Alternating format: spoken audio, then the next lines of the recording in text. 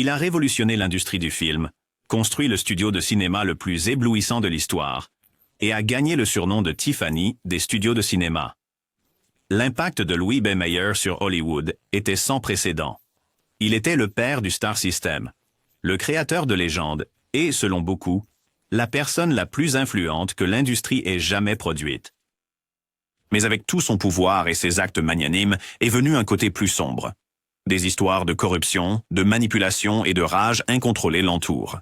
Il était, selon de nombreux témoignages, une force irrésistible qui pouvait transformer une célébrité en superstar ou faire sombrer une carrière en un clin d'œil.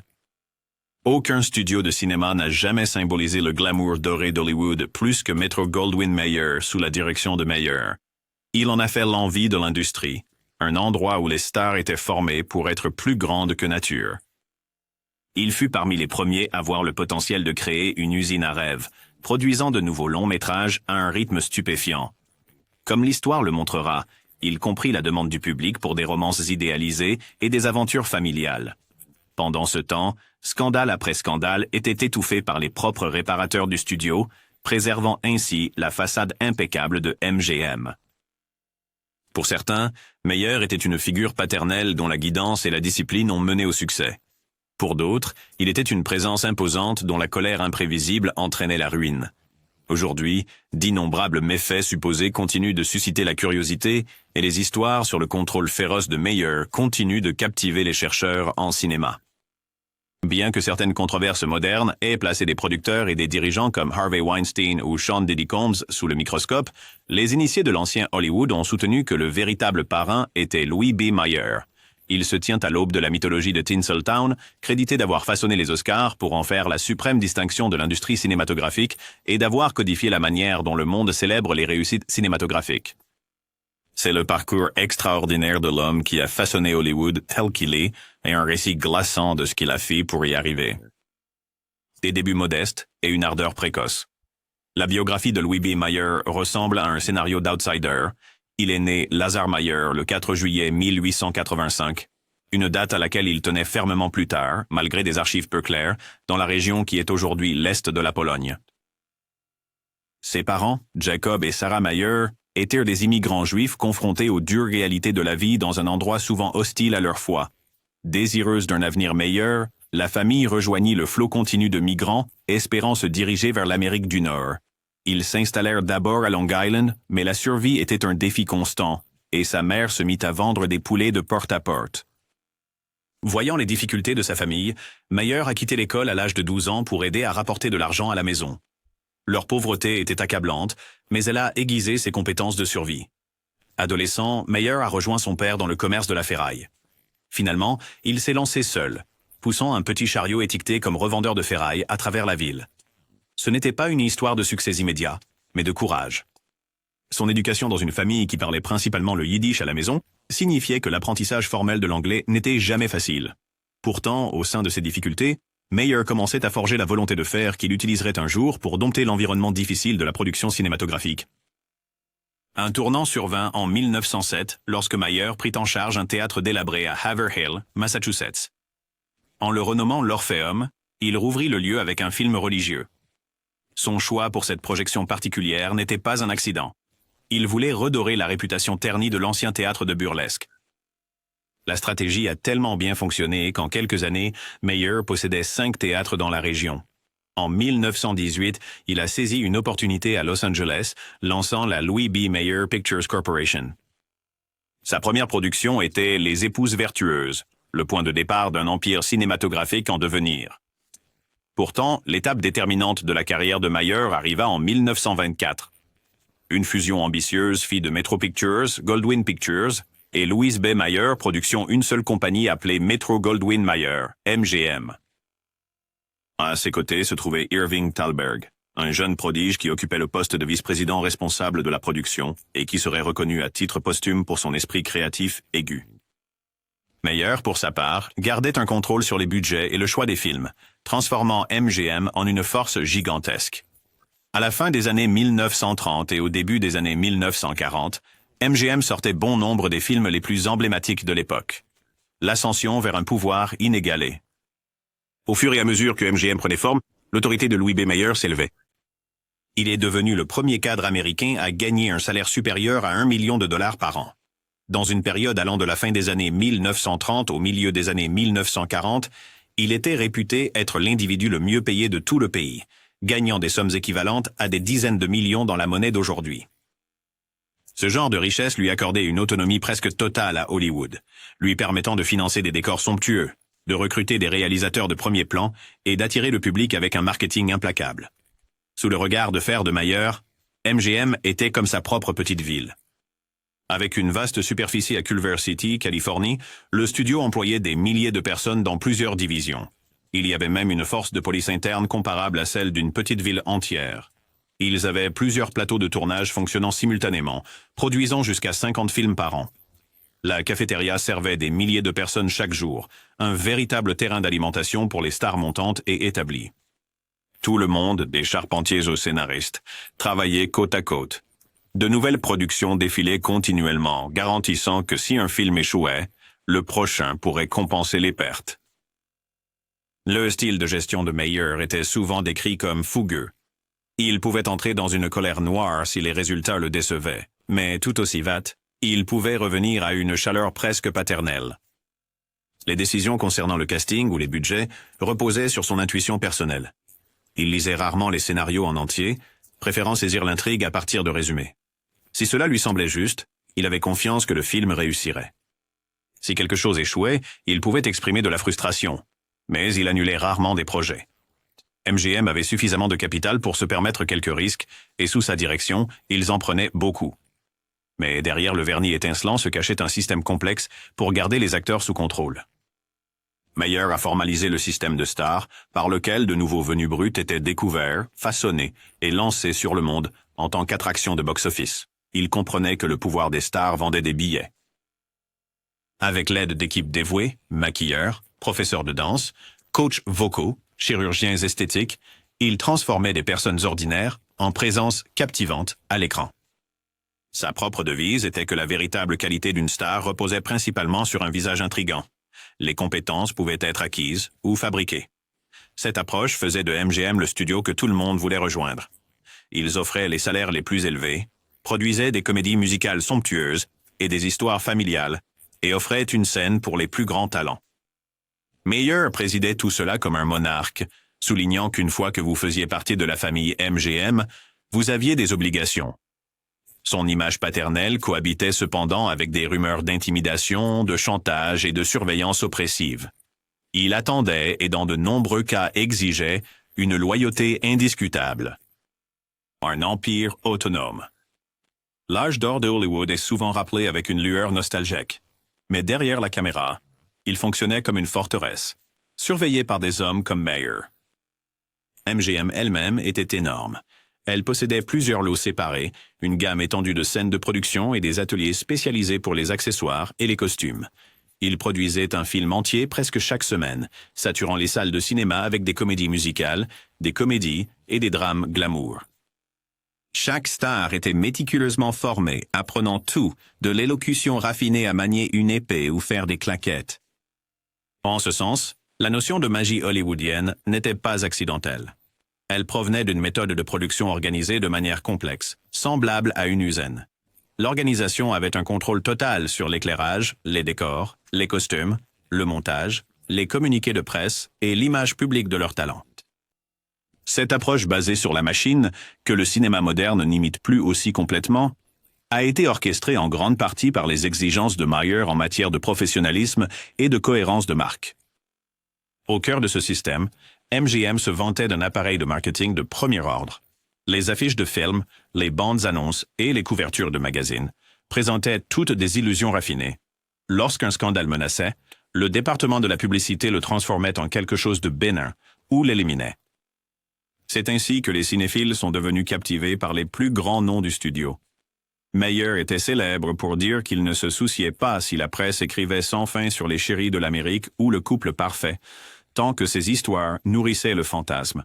À travers tout cela, de nombreuses stars adoraient vraiment Mayer. Mickey Rooney l'a qualifié de mentor intensément encourageant, le louant pour avoir favorisé un sens de famille et offert une orientation paternelle. Spencer Tracy, lui aussi, pensait que Mayer était un défenseur de l'américain. et des valeurs. Un homme qui aimait vraiment la promesse du pays qu'il avait sauvé d'une pauvreté extrême. Pour chaque rumeur épouvantable, il y avait un témoignage presque équivalent de la générosité de Mayer, comme payer pour le traitement médical d'une star ou intervenir pour les protéger de problèmes juridiques. Inévitablement, les gens sont complexes, et la figure paternelle qui a payé pour la chirurgie de votre grand-mère peut aussi être le tyran qui vous a menacé lors d'une réunion à huis clos. Les Oscars, la grande idée de Mayer. Louis B. Mayer n'était pas satisfait de simplement dominer le box-office. Il voulait un héritage plus large pour Hollywood. Observant les tensions entre les studios et les talents, il a imaginé une plateforme pour une célébration mutuelle. Cela a conduit à la fondation de l'Académie des arts et des sciences du cinéma, l'organisme responsable des Oscars. Bien que l'origine officielle soit plus nuancée, nombreux sont ceux qui attribuent les efforts persuasifs et le financement de Mayer à la création de l'Académie en 1927. La première cérémonie des Oscars a eu lieu en 1929. Modeste selon les normes modernes, mais elle a jeté les bases de ce qui est devenu le plus grand spectacle annuel de l'industrie. La motivation de Mayer était en partie altruiste. Il croyait à l'importance d'applaudir l'art cinématographique et en partie intéressé. Il reconnaissait les retombées publicitaires qu'un Oscar pourrait apporter. En créant une norme reconnue d'excellence, il offrit au public une raison de faire confiance à Hollywood pour fournir un divertissement de haute qualité. Bien que les Oscars aient depuis évolué, cette impulsion initiale pour célébrer le glamour, l'art et la grandeur du cinéma demeure. Mayer, en effet, a exploité la soif du public pour le spectacle et l'a appliquée non seulement à l'écran, mais aussi lors d'un événement annuel qui présentait le meilleur du meilleur, l'image publique versus les réalités secrètes. Là où il y a de la fumée, il y a du feu. L'image extérieure d'innocence de MGM était méticuleusement chorégraphiée, mais des murmures d'une réalité différente hantent depuis longtemps les historiens d'Hollywood. Le studio, et par extension Mayer, maintenait le silence avec une équipe de sécurité interne. Bien que grande, elle fonctionnait aussi comme une sorte d'équipe de silence, assurant que les acteurs restaient dans les rangs et que les controverses ne devenaient jamais matière à tabloïd. Cet environnement a naturellement engendré de nombreuses romances discrètes. Mayer était connu pour s'immiscer dans la vie amoureuse de sa cohorte de stars. Il organisait de fausses relations s'il pensait que la publicité serait bénéfique. S'il trouvait une union préjudiciable, il la faisait cesser. D'innombrables acteurs étaient soupçonnés d'avoir eu des liaisons réelles ou fabriquées sous l'œil attentif du département de la publicité de MGM. Chaque détail romantique, des dîners discrets aux grossesses secrètes, pouvait être orchestré ou caché. En effet, ces artistes étaient des marionnettes dans un spectacle méticuleusement contrôlé pour le plaisir du public. Le point de vue de Mayer sur le contrôle de chaque aspect de l'existence de ces artistes pourrait être attribué au climat moral de l'époque. Les spectateurs, en particulier les censeurs, exigeaient des représentations irréprochables de la famille. Pendant ce temps, le véritable plateau hollywoodien n'était pas plus sanctifié que la culture des célébrités modernes. En fait, l'ignorance du public était plus profonde à l'époque, car les médias étaient bien plus faciles à manipuler avec l'argent des initiés et les menaces de mise sur liste noire. Cependant, une fois la nouvelle répandue, cela pouvait ternir toute la marque. Les enjeux étaient énormes. La vigilance sans faille de Mayer visait à protéger l'image des parangons d'Hollywood. Si le contrôle des relations ou le paiement des victimes était le prix à payer, qu'il en soit ainsi. Derrière le rideau, le tourment de Judy Garland. Dans un exemple notoirement tragique, l'histoire de Judy Garland clarifie les extrêmes du contrôle à MGM. Garland, une chanteuse talentueuse dès son jeune âge, est devenue la favorite des publics du monde entier après son rôle dans Le Magicien d'Oz. Pourtant, loin des feux de la rampe, on l'a malmenée pour qu'elle garde son corps d'une certaine façon. Selon ses propres récits, Mayer aurait soi-disant utilisé des assurances paternelles tout en la touchant de manière inappropriée, insistant sur le fait que c'était de l'affection paternelle. Si cela n'était pas assez dommageable, sa lutte avec les pilules amaigrissantes administrées par les médecins du studio la hanta pour le reste de sa vie. Pendant la production de La Jolie Fermière, les absences répétées de Garland ont failli faire dérailler le film. Un producteur voulait l'abandonner. Mayer, ironiquement, est intervenu pour maintenir Garland dans le film, soulignant qu'elle avait rapporté une fortune à MGM et méritait une dernière chance. Certains observateurs remettent en question ses motivations. Était-ce de la compassion ou une tentative purement commerciale d'arracher les derniers profits d'une star déclinante? Finalement, Garland a terminé le film, mais peu après, sa relation avec MGM s'est désintégrée et elle a été libérée de son le contrat. Cela la laissait plus vulnérable que jamais, et sa spirale descendante a continué dans les années suivantes. Germophobie et obsession de santé. Un des aspects les plus particuliers de la vie personnelle de Mayer était sa peur intense des germes et des maladies. On rapporte qu'il était tellement préoccupé par sa santé qu'il consultait un médecin pendant une demi-heure chaque jour. À une époque sans les connaissances avancées que nous avons aujourd'hui, son inquiétude constante menait à une approche presque paranoïaque du bien-être. Il insistait sur des mesures spéciales pour éviter la contagion et exigeait que son médecin préféré soit conduit en voiture à et depuis le studio comme un VIP. Au sommet de sa carrière, cette obsession n'était qu'une bizarrerie, mais combinée à une tendance à espionner les questions de santé personnelle des employés, elle donnait à Mayer encore plus de contrôle sur son personnel. Il était connu pour vérifier quel médecin il consultait, s'assurant que toute maladie grave ou condition potentiellement scandaleuse pouvait être surveillée et supprimée si nécessaire. Affaires familiales et tourments personnels. Les relations personnelles de Mayer ont révélé des failles dans son masque paternel.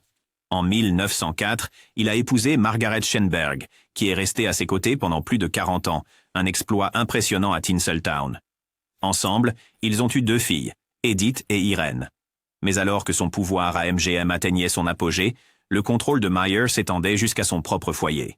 Plusieurs témoignages le décrivent comme une figure autoritaire, prenant toutes les grandes décisions familiales. Il y avait aussi un gouffre entre lui et son père, en partie à cause de personnalités conflictuelles. Le rôle paternel qu'il affichait publiquement ne se traduisait pas toujours par de la chaleur à la maison. Le mariage de Mayer avec Margaret s'est progressivement détérioré, surtout après qu'elle a subi une hystérectomie, ce qui a peut-être contribué à leur distance croissante. Bien qu'il soit facile de blâmer l'environnement exigeant d'Hollywood, des initiés disent que leur union était troublée depuis un certain temps. Malgré sa condamnation de l'infidélité chez ses employés, Mayer était à plusieurs reprises infidèle. Selon une rumeur, une aventure le concernait poursuivant une actrice qui, après avoir repoussé ses avances, se retrouva, elle et son agent de l'époque, sur liste noire au studio MGM. Finalement, Margaret en eut assez. En 1947, elle demanda le divorce. En 1948, Mayer s'était remarié avec Larina Denker, une veuve dont il était tombé amoureux. Bien que cette union semblait plus amicale, les dommages aux liens familiaux étaient apparents. Ses filles adultes n'étaient jamais particulièrement proches de lui, et il a même déshérité Edith parce qu'il n'était pas d'accord avec les opinions politiques libérales de son mari. Cette désinhéritance montre à quel point les relations avec Mayer pouvaient être précaires. Si vous lui résistiez, que ce soit personnellement ou idéologiquement, il était capable de vous exclure complètement. Derrière l'homme, affaires scandaleuses et punitions vindicatives. Bien que Mayer se présente parfois comme une autorité morale, sa propre vie contredit souvent l'image conservatrice qu'il vendait aux acheteurs de billets. Il était célèbre pour ses altercations avec les starlettes. Selon une anecdote, une actrice sur laquelle il avait jeté son dévolu a refusé ses propositions répétées. Enragé, il a menacé de sauter par la fenêtre, laissant entendre que son rejet l'avait poussé au désespoir. Une autre histoire affirme qu'en découvrant que la même actrice avait choisi un autre partenaire romantique, il a utilisé le pouvoir du studio pour les saboter tous les deux professionnellement. De tels extrêmes soulignent la nature compliquée de sa personnalité. Le même homme qui défendait publiquement les vertus américaines orchestrait en privé des affaires cachées, punissait les amants éconduits et bannissait ceux qui s'opposaient à lui. Ces tactiques rappelaient celles d'un parrain de la mafia qui utilisait l'intimidation aussi naturellement qu'une poignée de main. Son supposé camouflage de l'homicide involontaire de Clark Gable reste l'un des plus effrayants éléments de folklore. Bien que non confirmé, cela illustre à quel point son influence s'étendait et pourquoi tant de gens redoutaient de le contrarier. Hollywood, pour lui, était un empire où tous les chemins menaient au trône. Si vous contribuiez à la dynastie, vous étiez récompensé. Si vous vous rebelliez, vous étiez promptement exilé. L'âge d'or a l'ère déclinante. L'élan irrésistible de MGM a fini par faiblir après la Seconde Guerre mondiale. Au milieu à la fin des années 1940, les bénéfices du studio ont commencé à diminuer. Les goûts changeants du public, la concurrence de la télévision et des règles de censure moins strictes ont progressivement érodé l'emprise du vieux système des studios. La série de succès irrésistibles de MGM s'amenuisa. Alors qu'ils se vantaient autrefois de plus de 20 grands succès en une année, ils commencèrent à en produire significativement moins. De plus en plus désespérés, Meyer tenta de réorganiser le studio, réduire les coûts et réimaginer les grandes productions. Sous la pression de la société mère de MGM, Lawyers, Inc., il embaucha Dor Shary, un producteur talentueux connu pour ses films plus modernes axés sur les questions de société. C'était un duo étrange. Le style avant-gardiste de Shary s'opposait à la marque de Meyer, celle des épopées traditionnelles et saines. La tension entre eux a escaladé.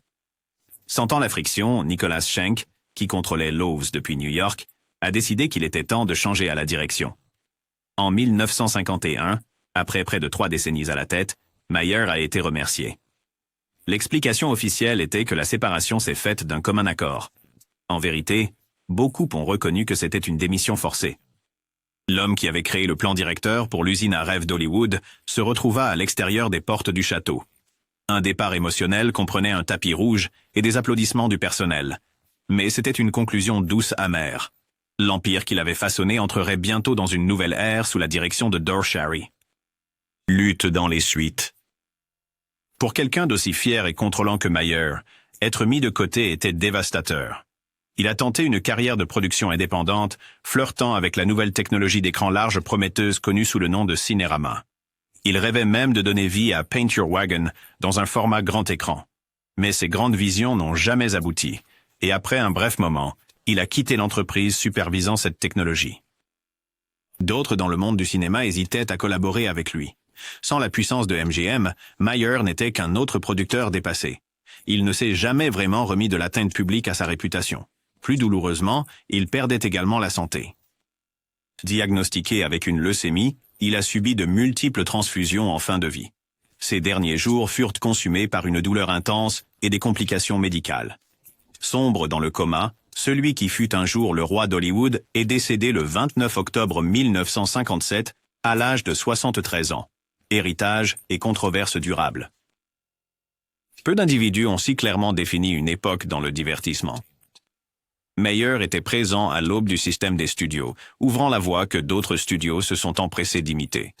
Il ne façonnait pas seulement des films, il modelait la psyché américaine à travers les histoires que les gens regardaient. De nombreux historiens observent que l'optimisme et la sentimentalité présents dans les productions classiques de MGM reflétaient la vision personnelle, quoique romancée, de Meyer des États-Unis. Il voulait des récits qui validaient le mariage, sanctifiaient la maternité et dépeignaient les vertus de loyauté, d'honnêteté et de détermination. Et pendant des décennies, il les a livrés à des publics reconnaissants. Pourtant, la partie sombre de cette histoire refuse d'être passée sous silence. De nombreuses stars ont laissé des souvenirs d'un homme vicieux derrière le sourire paternel. Il aurait utilisé la peur comme un outil de gestion, le chantage comme moyen de contrôle, et l'intimidation physique si nécessaire. Les acteurs enfants parlent particulièrement d'épisodes traumatisants avec lui. Les tabloïds de l'époque, fortement influencés par les studios, rapportaient rarement ces événements. Par conséquent, le public ne soupçonnait jamais que l'homme derrière leur comédie musicale et comédie préférée détruisait systématiquement certains de ses plus grands talents par l'intimidation, le surmenage et la maltraitance émotionnelle.